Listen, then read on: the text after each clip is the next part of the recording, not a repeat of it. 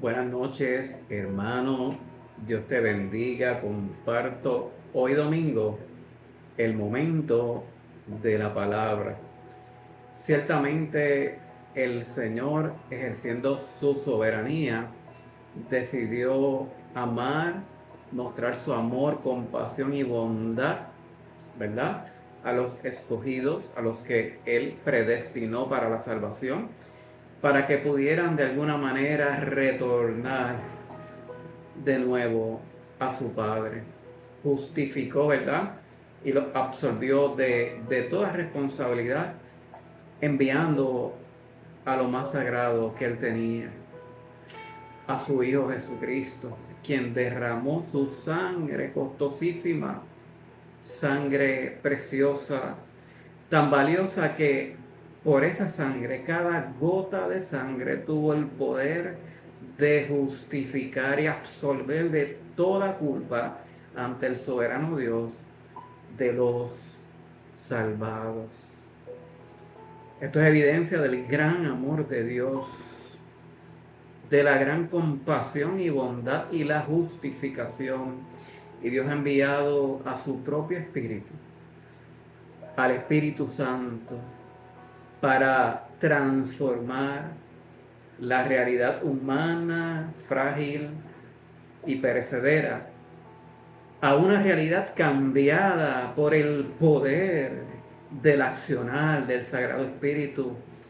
Y el ser humano adviene en conocimiento y se da cuenta y comprende que necesita en la profundidad de su corazón al Señor y reconoce que Jesucristo es su único y exclusivo Salvador. No mis propias acciones, no mi propia santidad o mi propia ejecución religiosa. No, no, no. La sagrada sangre del Señor Jesucristo vertida en la cruz del Calvario es del agrado completo del Señor y me cubre, me limpia, me absolve.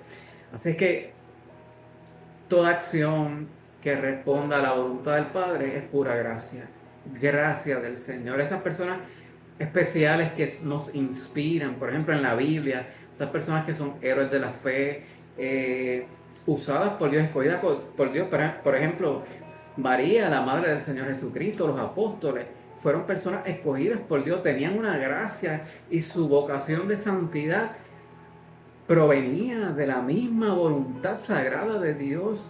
Sus acciones, tus acciones y mis acciones son producto de la bondad y la misericordia del Señor. Todo el bien que podamos hacer no es otra cosa que la misericordia de Dios operando en nuestro corazón, porque lo transforma, lo cambia de los paradigmas terrenales, egocéntricos, de los paradigmas de este mundo temporal y terrenal, a una visión mucho más amplia, que es la voluntad sagrada y perfecta y agradable del Señor. Ahora pregunto yo, ¿qué criterios utilizó el Señor para escogerte, para escogerme?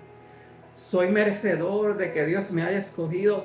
De ninguna manera. Fue pura gracia, fue amor de Dios. No hay en mí ni en usted ninguna razón que haga que Dios nos ame más o nos ame menos. Simplemente Dios decidió amarte y decidió amarme. Y por eso nos ha concedido ese regalo precioso.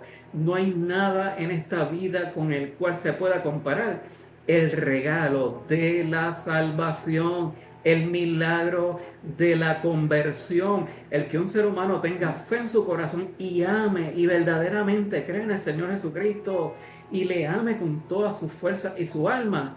Es un milagro del Espíritu Santo. Es un milagro producto de la voluntad de Dios.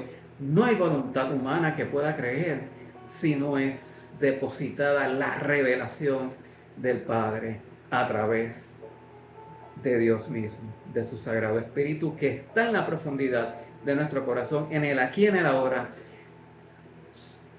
fortaleciendo nuestra debilidad, intercediendo por nosotros con gemidos indecibles y capacitándonos para entender, para que podamos comprender y asimilar la bendita voluntad de Dios. Pero ¿cómo nos escogió el Señor? Pues miren, pura gracia, puro amor. Dios ha escogido personas de todos los pueblos de la tierra, en todas las generaciones, de toda raza, de toda lengua, hombre, mujer. Esto no tiene que ver con clases sociales, de que seas rico, de que seas pobre. Esto no tiene que ver con color de piel. Esto no tiene que ver con ideas políticas. Esto no tiene que ver con estructuras sociológicas. El ser humano lamentablemente mira las apariencias. El ser humano lamentablemente discrimina a otros seres humanos, no le ve posibilidades a lo que Dios le ha dado posibilidades. El ser humano en sus mismas prácticas descarta y hasta condena al propio ser humano por mera apariencia o discrimen, pero el Señor ve la profundidad del corazón. Lo que un ser humano no puede ver, Dios lo ve, y a fin de cuentas ha sido la voluntad amorosa del Padre, la elección incondicional, no hay una condición. Hay algunos, ¿verdad? Pensadores o teólogos que piensan, ¿verdad? O hipotetizan que pues Dios, como conocía el futuro, pues vio que tú ibas a escogerle y por eso te predestinó. No, no, no. Dios te escogió, punto. Desconocemos las razones. Es un misterio el gran y profundo amor que Dios te ha tenido y que me ha tenido. Que usted conozca al Señor Jesucristo, esa es la evidencia más grande de que Dios te ama y Dios te escogió. Que usted ame en su corazón al Señor Jesucristo, que le acepte como su único y exclusivo Salvador, y que usted confiese ante los hombres que usted ama al Señor Jesús, y no solamente de boca, que de verdad lo crea. Y eso se ve en las acciones. Cuando usted puede amar al prójimo, usted puede amar a sus enemigos, usted puede hacer el bien sin mirar a quién, usted puede cumplir y agradar al Padre con cada una de sus acciones.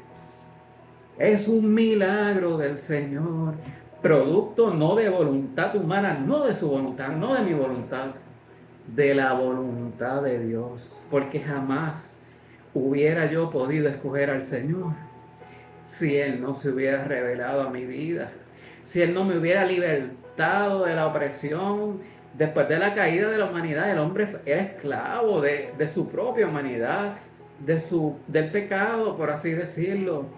Pero en Cristo hay libertad. El Espíritu te ha hecho libre para que puedas comprender y entender la verdad de la salvación y el plan que el Señor diseñó desde antes de la fundación del mundo, que te predestinó para la salvación. Dice la palabra del Señor en Primera de Corintios capítulo 1 versículos del 26 al 31. Dice: recuerden lo que ustedes eran cuando Dios los eligió.